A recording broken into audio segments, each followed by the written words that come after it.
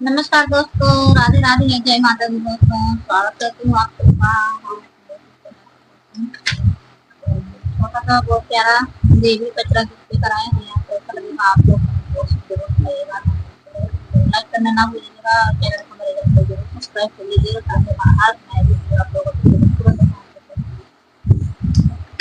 नीमिया की डारिया मैया पड़ी ना झूलनवा हो की झूलैला गैना हो की झूलैला गैना सातौ बानी का जोड़वा हो की झूलैला गैना नीमिया की डारिया मैया पड़ी ना झूलनवा हो की झूलैला गैना सातौ बाहिनी का जोड़वा हो की झूलैला गैना झूलतै झूलता मैया होई गई पियसिया हो की हेरैला गैना एक मालिनी का घरवा हो की हेरैला गैना एक मालिनी का घरवा हो की मुड़ैला गैना भीतरा ही बाटो की बाहेरी मालिनिया हो पियाई ना देतियो ना मालिनी बूंदाई का पानिया तू पियाई ना देतियो ना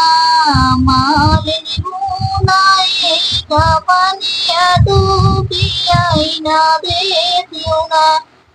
कैसे कमाइया तू है पानिया पियाई हाथी मोरे गोछेना मोरा बाला गाना दानवा की मोरे गोछेना कैसे कमाइया तो है पानिया पियाई हाथी मोरे गोछेना मोरा बाला गाना दानवा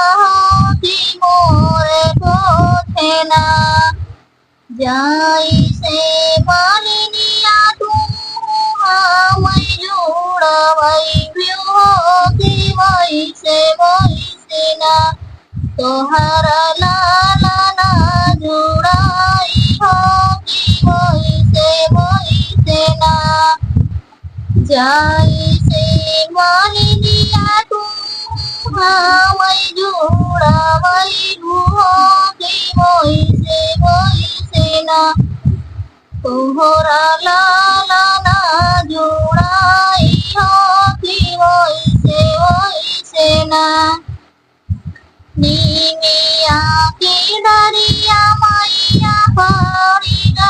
झूलनवा हो की झूलैला गैना सातौ बाहिनी का जो